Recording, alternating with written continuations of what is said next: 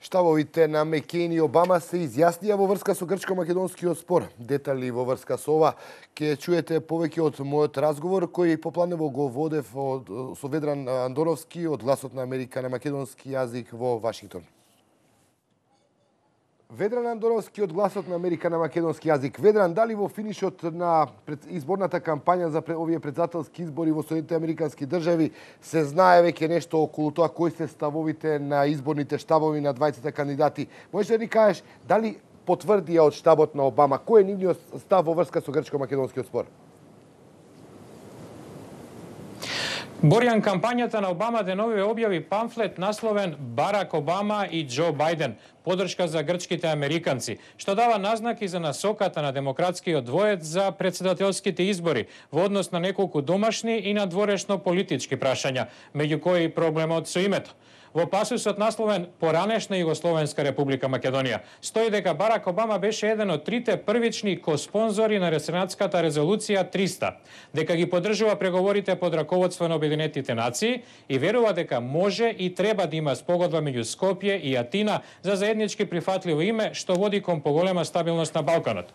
Памфлетот нагласува дека Обама и Бајден се вистински пријатели на заедницата на грчки американци, дека Обама тесно соработувал со нивното бројно гласачко тело во Чикаго, во неговата сојузна држава Илиноис, како и дека Обама и Бајден, цитирам, ќе го возобноват цврстото партнерство со Грција и другите европски сојузници. Борјан?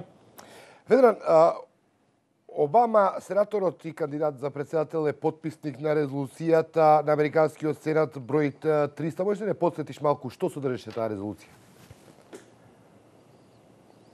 Да, резолуцијата, инаку донесена уште на почетокот на август минатата година, изразува став дека Македонија, насловена во неа како ФАЙРОМ, треба да прекине да користи материјали што ги кршат одредбите на времената спогодба во однос на, цитирам, непријателски активности и пропаганда и да соработува со Обединетите нации и Грција на изнаоѓање на заеднички прифатливо име. Активностите и пропагандата, според документот, се македонски учебници кои наводно присвојуваат географски делови на Грција, како и наводни карти на голема Македонија во прирачник на Воената академија од 2004. Резолуцијата заврши во Сенатската комисија за надворешни работи, а досега, покрај подносителот, сенаторот Роберт Менендес, ја имаат подпишано вкупно 9 сенатори, освен еден сите демократи. Борјан? Ведран, што е со републиканците? Каков е ставот на штабот на Мекејн? На маргините на неодамнешна трибина во Вашингтон, Кори Шенке, виш советник за надворешна политика на Џон Мекејн, за Гласот на Америка на македонски коментираше за проблемот со името во контекст на членството на НАТО. Цитирам: "Жалосно е што Грција го блокираше влезот на Македонија во НАТО. Мислам дека ќе биде добар пријател и сојузник на САД. Помагањето да се стабилизира една земја, која има направено мудри одлуки во изминативе десетина години, е од наш интерес, таа да стане членка на Алијансата. Мој личен став е дека Грција треба да се надмине себе си", рече тогаш Шенке. Борјан? Добро, што е со македонската дијаспора, Ведран? Како таа се позиционира во овие претседателски избори со оглед на ваквите ставови кои доаѓаат од изборните штабови на 20 кандидати? Па првите луѓе на неколку организации на македонската дијаспора, собрани минатиот викенд на средба во Вашингтон, генерално очекуваат позитивен исход за Македонија од изборите во САД. Џорџ Лебамов од Македонската патриотска организација коментира дека ако републиканците ја задржат Белата куќа, мислењата за Македонија ќе останат исти или подобри. За демократите не знае. Мисли дека имаат многу работи на агендата, така што може Македонија да не биде приоритет. Мето Коловски од Обединетата македонска дијаспора не очекува промени во американската политика кон прашањето за името, без оглед кој ќе стане претседател. Дејан Костовски, извршен директор на организацијата Македонија 2025 од Торонто, смета дека исходот за Македонија и американците од македонско потекло треба да биде генерално позитивен. Борјан?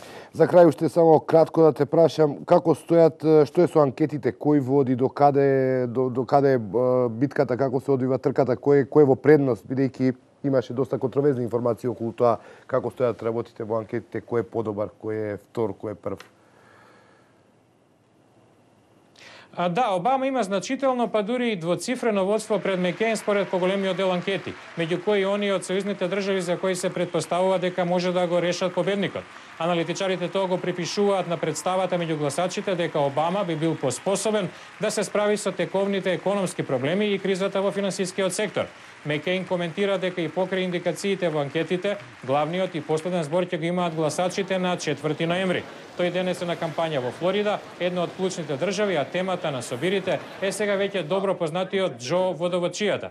Обама вчера бараше подршка во иста така мощна и важната Вирџинија, а денес ќе земе пауза за да ја посети својата болна 85 годишна баба на Хаваите. Борјан.